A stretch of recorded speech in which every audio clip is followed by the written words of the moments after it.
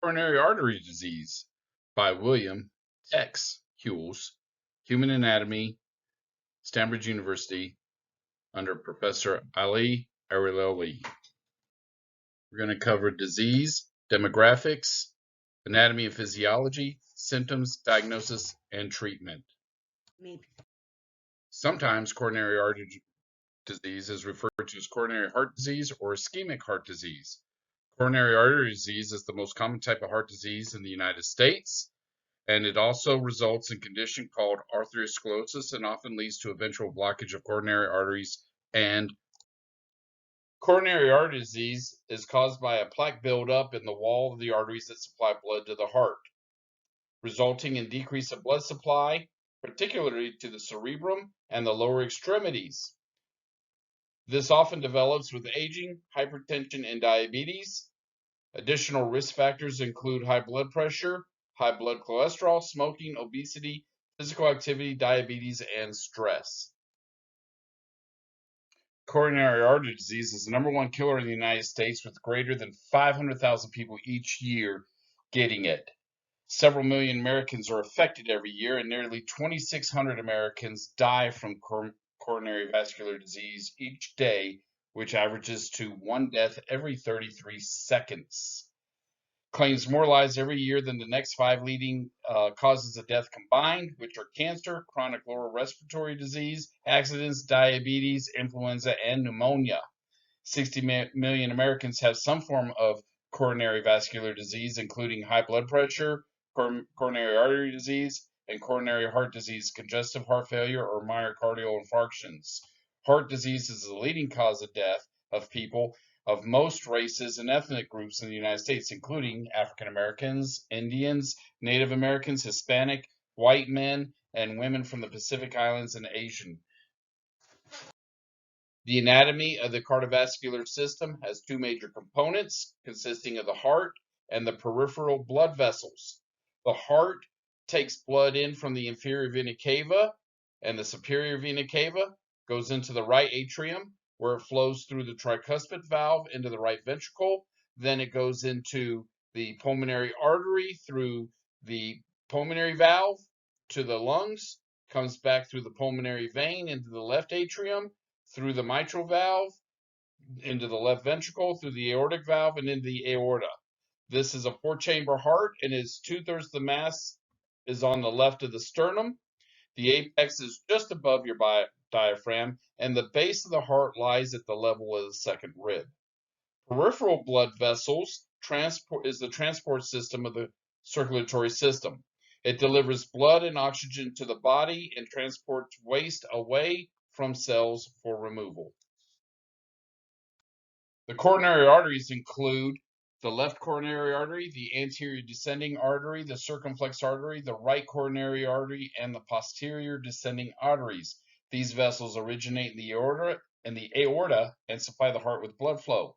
The main coronary arteries lie on the surface of the heart, but epicardial coronary arteries are also in the heart, and they are small pertaining arteries to myocardial muscles. There are 3 types of diseases dealing with the arteries. One is arteriosclerosis, which is a buildup of plaque over time and narrows the internal lining of the vessels. Arteriosclerosis, which is stiffening of the vessels over a period of time, which makes them less pliable. And unstable angina, which is chest pain and discomfort relating to decrease of oxygen and rich blood flow. This slide shows the normal developments of blockages in the arteries. Start out at the top of the normal coronary artery, then you get a narrowing of the lumen, and then the lumen gets very constricted and allows blood clots to get caught in there, which blocks the blood flow, causes tissue death. 5 major causes of heart disease are smoking, cholesterol, high cholesterol, which is a total blood cholesterol of greater than 200 milligrams per deciliter. Genetics, with family history of heart disease, increases your risk of it, especially with a family history of young people having heart disease. Obesity, overweight, lack of physical activity, and unhealthy eating, and diabetes type 1 and type 2.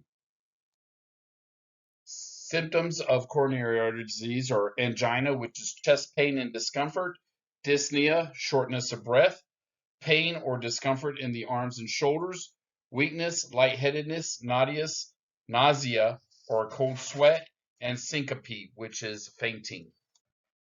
There are 6 major ways to diagnose heart disease. You can use an ECG or EKG, which is an electrocardiogram that measures the electricity and activity of your heart rate and your heartbeat. An echocardiogram uses ultrasound to create a picture of the heart. Coronary angiogram monitors blockage of flow of blood through the coronary arteries. It uses x-rays to detect dye that's injected into your cardiac vessels. The coronary artery calcium scan is a topography of the scan that traces calcium buildup and plaque in your arteries. Cardiac catheterization checks inside your arteries for blockage by inserting a thin, flexible tube through an artery in the groin or arm or neck that reach the heart.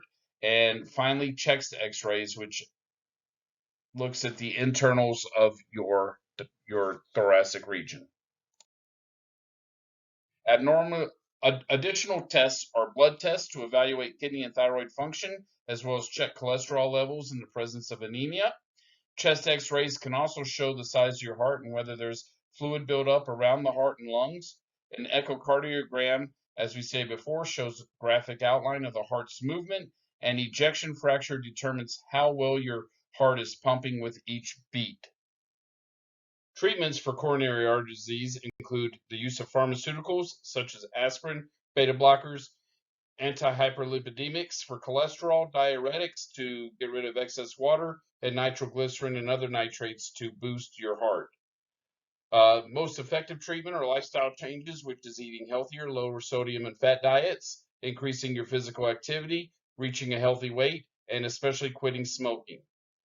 The last and most extreme is surgical procedures to help restore blood flow to the heart. That includes an angioplasty and stenting and bypass surgery.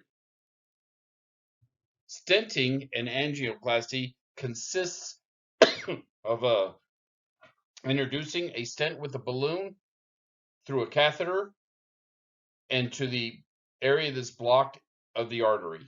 The balloon is inflated and causes the stent to expand until it fills the inner wall of the vessel. It also contours to the vessel. Once it's there, the balloon is deflated and drawn back out, and the stent stays in place permanently, holding the vessel open and improving blood flow. In bypass surgery, a healthy blood vessel is taken from another area of the body, usually a leg, arm, or your chest. The blood vessel is used to create new blood flow path around your heart. The bypass graft enables blood to reach the heart by flowing around the blocked portion of the diseased artery. This increases blood flow and reduces angina and the risk of heart attack. This picture demonstrates the bypass surgery, where the before picture shows the blockaged areas. The bypass graft after shows how new arteries were placed from the aorta just past the area that's blocked, allowing blood to reach the rest of the cardiac muscle and obtain adequate nutrients and oxygen. This concludes my presentation. Thank you. Have a nice day.